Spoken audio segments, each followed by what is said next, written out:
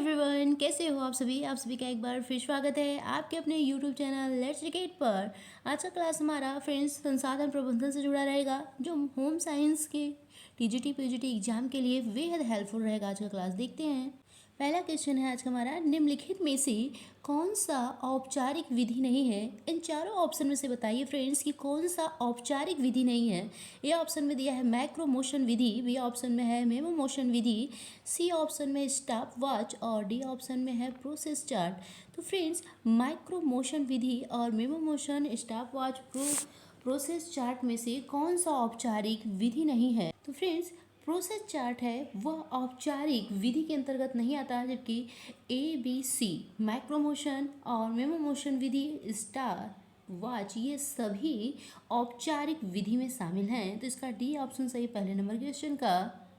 अगला क्वेश्चन है, किसी भी कार्य को कम मात्रा में समय एवं शक्ति उपयोग के द्वारा करने की तकनीक को कार्य सरलीकरण कहते हैं। तो फ्रेंड्स, यह परिभाषा किसने दिया है? ए ऑप्शन में निकिल एवं डार्सी ने, बी ऑप्शन में राजमल देवदास ने, सी ऑप्शन में ग्रास एवं कैंडल ने, डी ऑप्शन में है मिलास्कर ने।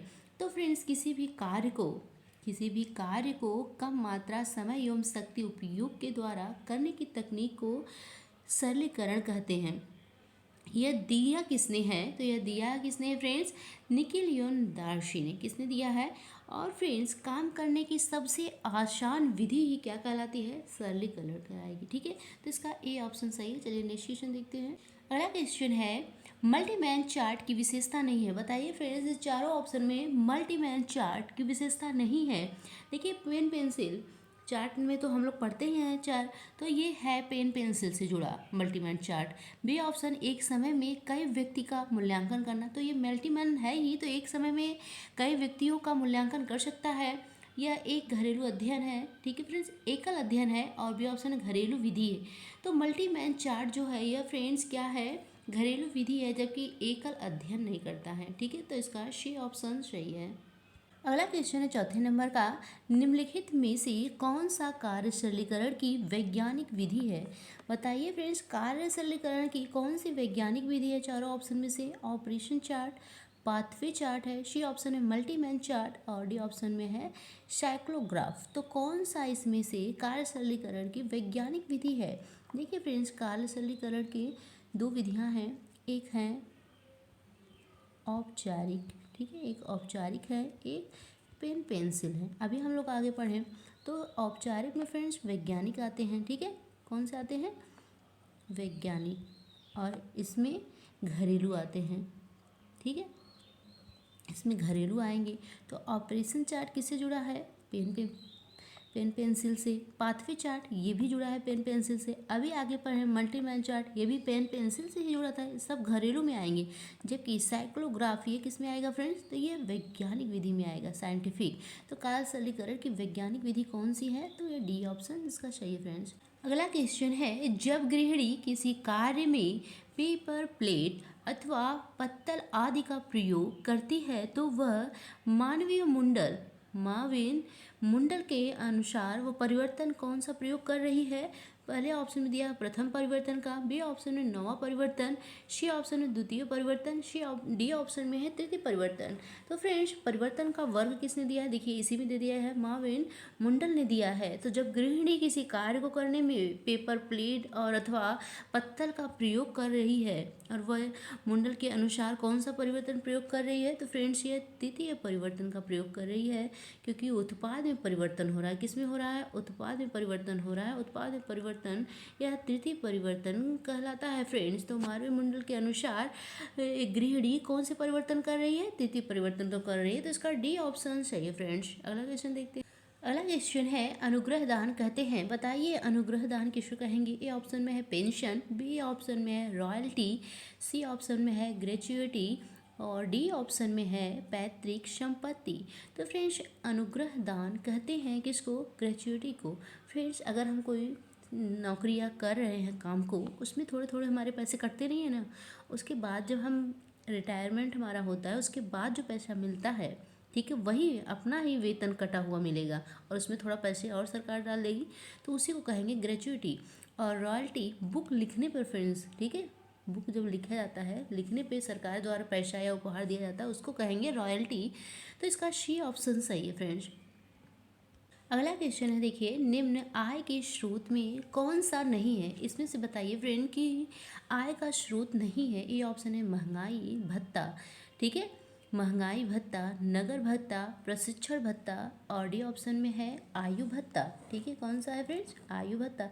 तो फ्रेंड्स पहले ये देखिए आय के स्रोत कौन कौन से हैं। आय के स्रोत कौन कौन से हैं? वेतन हो गया, मजदूरी हो गया, मजदूरी, पेंशन, ठीक है फ्रेंड्स, पेंशन हो गया, और ग्रेच्युटी हो गया, अभी हम लोग पढ़ें, ठीक है, लगान हो गया, लगान, और किराया हो गया हमारा, रॉयल्टी हो गया, ठीक है,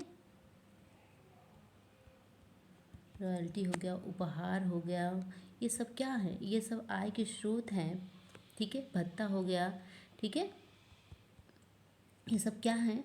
तो ये सब जो है आय के स्रोत है। छात्रवृत्ति हो गया, देखिए छात्रवृत्ति हो गया, और ठीक है, ये सब क्या है? ये सब आय के स्रोत है। इस चारों ऑप्शन में देखिए महंगाई भत्ता, नगर भत्ता, प्रशिक्षण भत्ता, यह सब आय के स्रोत है, जबकि आयु भत्ता कोई आय का स्रोत नहीं है। तो इसका डी ऑप्शन सही है फ्रेंड्स। अगला क्वेश्चन है हमारा, किसी कंपनी के मैनेजर को वेतन के अतिरिक्त रहने के लिए मुफ्त में मकान मिलता है, तो यह कौन सी आय है? अगर फ्रेंड्स किसी कंपनी में मैनेजर है, उसको वेतन के अलावा भी मुफ्त में क्या मिल रहा है? मकान मिल रहा है, तो यह कैसी आय है? वास्तविक प्रत्यक्ष आय है कि वास्तविक अप्रत्यक्ष आय है? प्रत्यक्ष आय है कि आत्मिक आय है? तो यह फ्रेंड्स क्या है? तो ये वास्तविक प्रत्यक्ष आय है, उसको मुफ्त में मिल रहा है। क्या? वेतन के अलावा रहने के लिए मकान, गाड़ी, ये सब क्या मिल रहा है? मुफ्त में मिल रहा है। तो ये हो जाएगा वास्तविक प्रत्यक्ष आय। इसका ए ऑप्शन सही है। अगला क्वेश्चन है क्वेश्चन नंबर 10 का, कि वह आय जिसमें मौद्रिक आय के माध्यम से प्राप्त किया जाता है। तो मौद्रिक आय के माध्यम से हम किसी चीज़ को प्राप्त कर रहे हैं, तो उसको क्या कहेंगे? प्रत्यक्ष आय कहेंगे फ्रेंड्स। बी ऑप्शन में अप्रत्यक्ष आय, सी ऑप्शन में उपार्जित आय, और लास्ट ऑप्शन में है आत्मिक आय। तो फ्रेंड्स अगर मुफ्त में भी मिल रहा है तो वो क्या भी देखिए वास्तविक प्रत्यक्ष आय है, और मौद्रिक पैसा देकर मिल रहा है उसे क्या कहेंगे? अप्रत्यक्ष आय कहेंगे। इसका बी ऑप्शन सही है फ्रेंड्स। अगला क्वेश्चन है, वस्तुओं तथा सेवाओं का संगठन है। वस्तुओं तथा सेवाओं का संगठन है, चाहे वह किसी के द्वारा प्राप्त किया गया है या क्रय किया गया है। यह क्या कहलाएगा फ्रेंड्स? ए ऑप्शन में मौद्रिक आय कहलाएगा, बी ऑप्शन में उपार्जित आय, सी ऑप्शन में है वास्तविक आय, डी ऑप्शन में है आत्मिक आय। तो वस्तुओं तथा सेवाओं का संगठन है, चाहे वह किसी के द्वारा प्राप्त किया गया हो या क्रय के द्वारा। आय कितने प्रकार के हैं फ्रेंड्स? तो आय 3 प्रकार के हो गए, ठीक है। पहला हो गया मौद्रिक, ठीक है, मौद्रिक आय, और दूसरा हो गया वास्तविक आय, और तीसरा हो गया आत्मिक या मानसिक आय, ठीक है, आत्मिक या मानसिक आय कौन, ठीक है। 3 प्रकार के आय हैं, और ये पूछा गया है कि हम वस्तुओं और सेवाओं का संगठन, चाहे वह किसी के द्वारा प्राप्त कर रहे हैं या क्रय पैसा देकर खरीद रहे हैं, तो उसको क्या कहेंगे फ्रेंड्स? तो यह वास्तविक आय है। कैसा आय है? तो यह वास्तविक आय। इसका सी ऑप्शन सही है। अच्छा फ्रेंड्स, ये भी बताइए वस्तुओं एवं सेवाओं का आय जो है वह कैसा उपभोग है, बताइए। तो यह फ्रेंड्स वास्तविक रहेगा, ठीक है, वास्तविक आय है। अगला क्वेश्चन है, घर में उत्पादित वस्तु उदाहरण बताइए क्या है। घर में अगर उत्पादित वस्तु कर रहे हैं, जैसे अचार बनाना, पापड़ बनाना और सिलाई करना, ये सब क्या होगा हमारा? ये ऑप्शन में दिया है वास्तविक प्रत्यक्ष आय होगा कि वास्तविक अप्रत्यक्ष है, सी ऑप्शन मनोवैज्ञानिक आय है कि उपार्जित आय है। तो घर में अगर हम फ्रेंड्स अचार, मुरब्बा ये सब बना रहे हैं, तो ये फिर सब खाएंगे तो क्या है? फ्री में, इसके बदले हमें पैसा थोड़ी नहीं मिल रहा है। तो फ्री चीज़ें जो जुड़ी हैं तो वे किससे हैं? वास्तविक प्रत्यक्ष आय हो गई, ठीक है। मुरब्बा बनाना, अचार बनाना, घर में सब लोग खाएं पिए, तो ये सब क्या है? प्रत्यक्ष, वास्तविक प्रत्यक्ष आय है। इसका ए ऑप्शन सही है। अगला क्वेश्चन है, मुद्रा द्वारा या वस्तु विनिमय प्रणाली द्वारा प्राप्त किया आय है तो यह फ्रेंड्स मुद्रा द्वारा या वस्तु विनिमय प्रणाली द्वारा प्राप्त आय। जैसे फ्रेंड्स हम आपको एक पेन दे रहे हैं, आप उसके बदले 2 पेन मुझे दे रहे हैं, मैं कोई चीज़ आपको दे रहे हैं उसके बदले आप दे रहे हैं, तो किसी के चीज़ के बदले किसी चीज़ को दिया जाना वो क्या है, विनिमय प्रणाली के द्वारा आएगा। तो यह प्रत्यक्ष आय है कि अप्रत्यक्ष आय है। सी ऑप्शन मौद्रिक आय, लास्ट ऑप्शन में है वास्तविक अप्रत्यक्ष आय। तो मुद्रा या वस्तु विनिमय प्रणाली द्वारा प्राप्त आय वास्तविक अप्रत्यक्ष आय कहलाएगा। इसका सी ऑप्शन सही है। ठीक है, किसी चीज़ के बदले किसी चीज़ का लेना ही यह फ्रेंड्स वास्तविक अप्रत्यक्ष आय कहलाएगा। अगला क्वेश्चन है आय और उपभोग के व्यय के अंतर को कहते हैं। तो आय और उपभोग के व्यय के अंतर को क्या कहेंगे? ए ऑप्शन में है विनिमय, बी ऑप्शन बजट, सी ऑप्शन बचत और डी ऑप्शन में है आवश्यकता। तो फ्रेंड्स आय और उपभोग, हमारा आय क्या है 1000 हो गया और उसको व्यय कर दे रहे हैं 800, और उसमें क्या हो रहा है, बचत कितनी हो रही है 200 का। तो फ्रेंड्स वही पूछा है क्वेश्चन में कि हमसे आय और उपभोग के व्यय, कि हमारा आय कितना है और उपभोग व्यय कितना कर रहे हैं और उसके बीच में अंतर बताना है। तो जो अंतर बचकर आएगा उसे क्या कहेंगे, बचत कहेंगे। तो इसका सी ऑप्शन सही है फ्रेंड्स। अगला क्वेश्चन है बचत के निर्धारण तत्व नहीं है। चारों ऑप्शन से बताना है कि बचत के निर्धारण का कौन सा तत्व नहीं है। ए ऑप्शन है बचत की इच्छा। देखिए फ्रेंड्स, अगर हमारी बचत करने की इच्छा होगी तभी हम बचत कर पाएंगे। जब हमारा इच्छा ही नहीं है बचत करने की तो हम कहाँ से करेंगे। तो ये तो है कि बचत करने की इच्छा होनी चाहिए। बी ऑप्शन है बचत की योग्यता। हमारे अंदर बचत की योग्यता भी होनी चाहिए, कैसे हमें पैसा बचाना है, ठीक है, कम से कम खर्च करना है।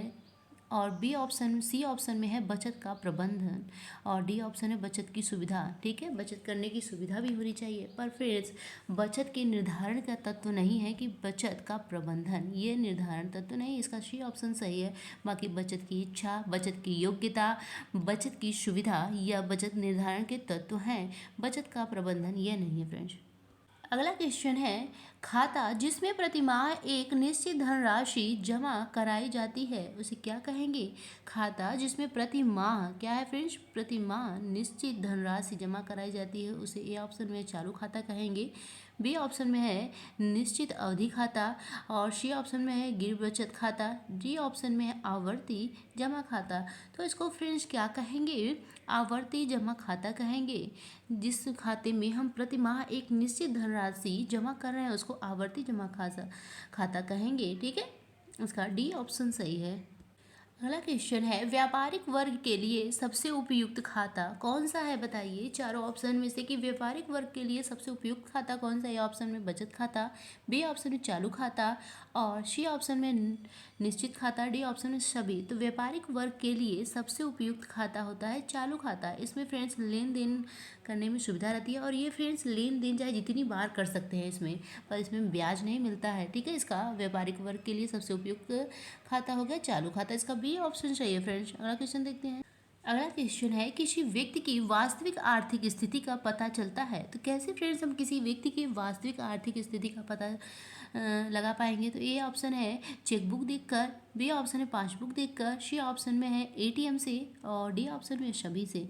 तो फ्रेंड्स देखिए वास्तविक आर्थिक स्थिति अगर किसी व्यक्ति की जाननी है तो पासबुक के द्वारा, पासबुक में आय, ठीक है, और उसकी कितना शेष पैसा बचा है, कितना निकाला है, सब पासबुक में लिखा रहता है। ठीक है, तो किसी व्यक्ति की वास्तविक आर्थिक स्थिति का पता पासबुक से चल सकता है। तो उसका बी ऑप्शन सही है फ्रेंड्स। अगला क्वेश्चन है किस प्रकार के चेक पर दो समांतर तिरछी रेखा खींची होती है। दो समांतर क्या होंगी फ्रेंड्स, उस पर तिरछी रेखा खींची होंगी।